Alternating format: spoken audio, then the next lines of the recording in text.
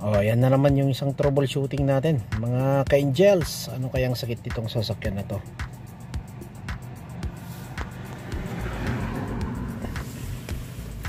Patayin muna natin. Walang ilaw Panda rin natin. Yun, ang ilaw yun Pero nawawala siya. Ayan. Pag umilaw yan mga ka-angels, itong manobela natin matigas. Hindi natin maikurba tigas.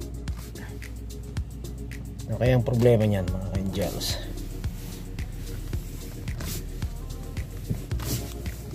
Wala hindi makabig tigas. Ayaw makabig dalawain mo pang kami nito talagang matigas bigla na lang daw tumigil dyan sa daan at hindi na kumabig at ayaw nang maglaro yung manobela natin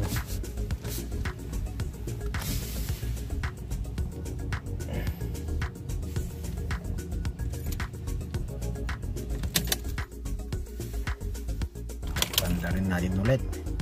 Ayan may ilaw meron natin.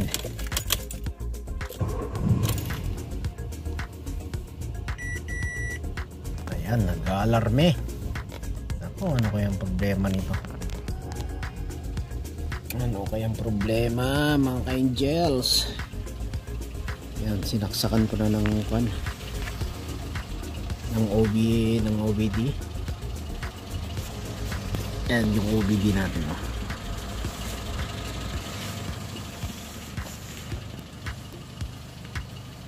titignan natin kung anong sakit niya mga ka-angels. Ayaw magkabig manobela ito biga, ayaw kumabig. Subukan natin alisin yung mga dito guys mga ka-angels.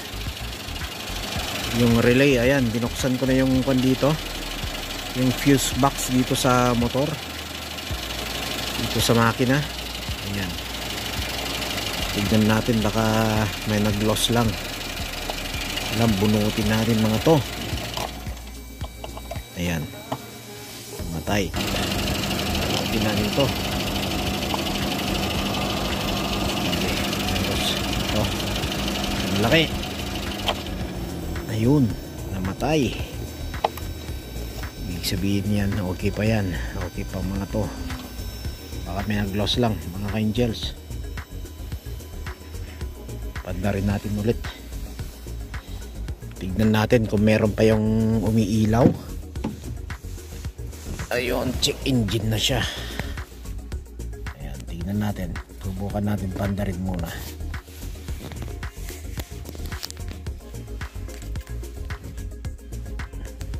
Subukan muna natin panda rin. May iilaw pa. Ayun, nawala. May himala, nawala yung ilaw mga ka-angels. So wala na Ayan, subukan natin yung manobela. Kaninang tigas-tigas ngayon ayos na kanina wala pero titignan natin mga ka-angels, baka mamaya babalik na naman yung sakit niya. Pero at least nawala na yung yung umiilaw niya, yung dito, yung monitor na ano ba yan, hindi ko alam yan kalimutan ko. Ayos, may pang uwi na tayo, pwede na tayong umuwi. Pag umilaw, di bubunutin natin ulit. Gabi na, nandito tayo sa kalsada. Ayun, gabi na Angels. Buti na lang nakapark tayo. Ayan, babalik na lang natin tong cover.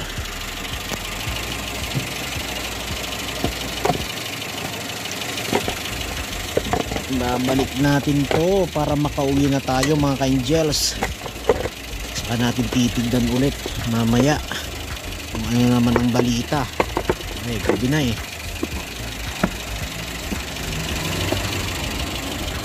ayan, nawala na yung umiilaw na yun. Ayan. Okay. Ayos, ayos na yung manabela, pwede na tayong umuwi.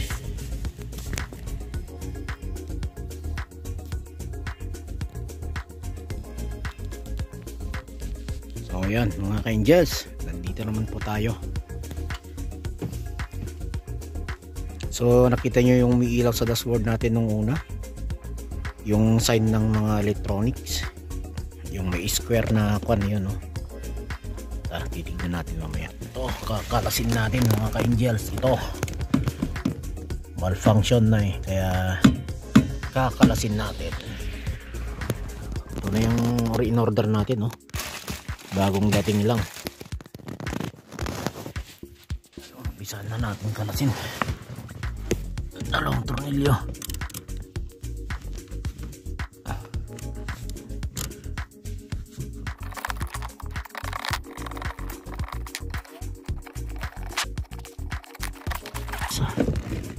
Ayan.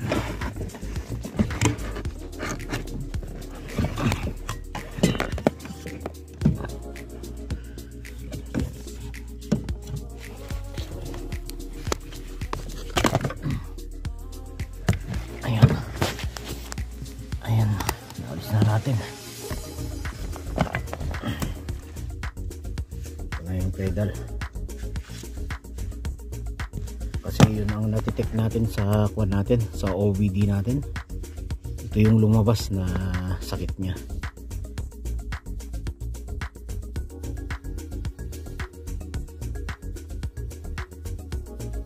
Subukan natin balikan to kung tama yung natitake ng OBD natin. Ayun, ito lagay na.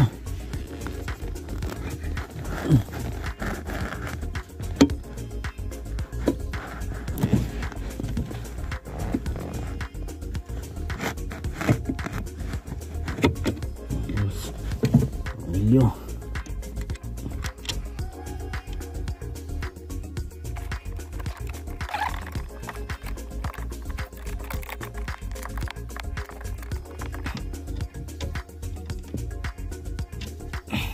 Ayan.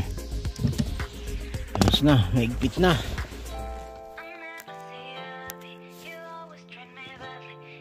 So, napalitan na natin to, yung acceleration, yung pedal. Ayan. At susubukan natin.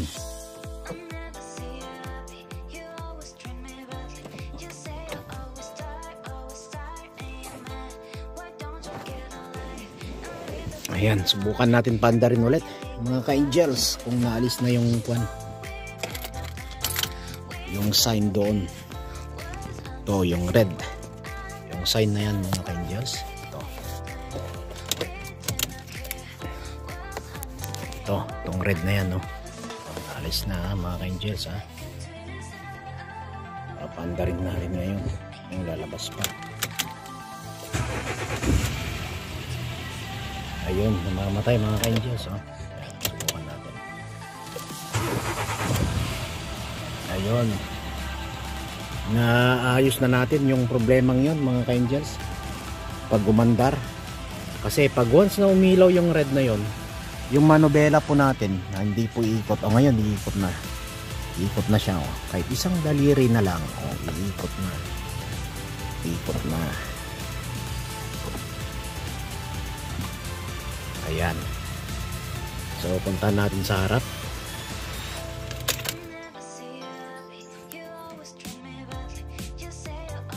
So ito na yung mga pinalitan natin mga ka-angels. Itong kwan natin, coil pack, pinalitan na natin kasi hindi na gumagana yung kwan, yung uno saka yung dito sa tres.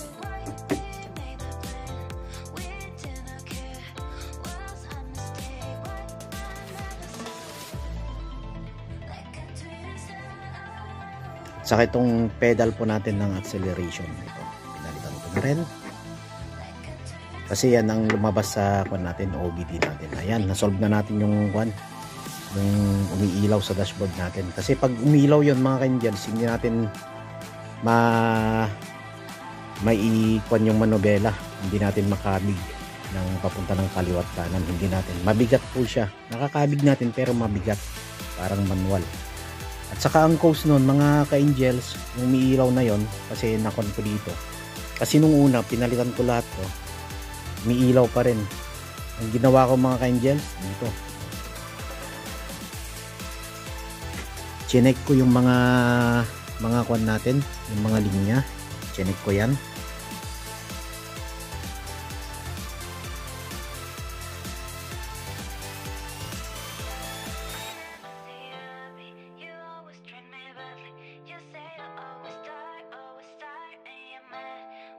Chinek ko lahat. May naglolos para dito sa bandang dito. Naglolos na connection. Kaya umiilaw po yung kwan natin sa dashboard. Kaya yon po ang troubleshooting natin. Dito naman po nagtatapos mga ka-angels. At least na-solve na natin. Okay na siya. Test drive ko na rin. Ganun lang pala ang gagawin natin mga ka-angels. Pag lumalabas pa yon yung sa sakit ng Dacia, ganun eh. Ganun po ang mga Dacia. Kung naglolos po yung mga connection, umiilaw po yung red na yon, yung nasa loob kanina. Umiilaw yon. Kaya dito ko lang ginawa yung mga iba. Tinignan ko yan, chinek ko yung mga connection. Kung may loss dyan sa mga connection natin, lalong lalo na sa mga battery, pag maluwag ito, iilaw-ilaw yung kwan natin sa dashboard. Tsaka yung mga ground, kailan i-check nyo lahat yung mga connection. Kasi sa tagal na hindi na nababakbak po yung mga connection natin, siyempre ilang taon na to, 2013 nito eh, hindi pa nagagalaw yung mga wirings pa natin. So 10 years na hindi na nakagalaw. Siyempre magkakaroon po ng kwan yan, yung dumi, magkakaroon po ng dumi yung mga connections po natin. Kaya bunot-bunutin lang ninyo, linis-linisan ninyo, lalong-lalong dito sa mga relay, sa mga fuse, kailan linisan nyo yan para maganda po yung daloy ng kuryente po natin na papunta po sa motor. At dyan na po nagtatapos mga ka-angels. Salamat na naman po sa inyo sa pagtambay ulit sa aking channel. At magandang araw po sa inyo. At siyempre mga ka-angels, yung mga baguhan natin dyan dapat mag-subscribe po kayo. At i-share na rin. At siyempre yung bell button po natin, huwag niyong kalimutan na i-click para po sa susunod na mga videos po natin at mga troubleshooting po natin ulit. So maraming salamat mga ka-angels. Thank you po sa inyong lahat.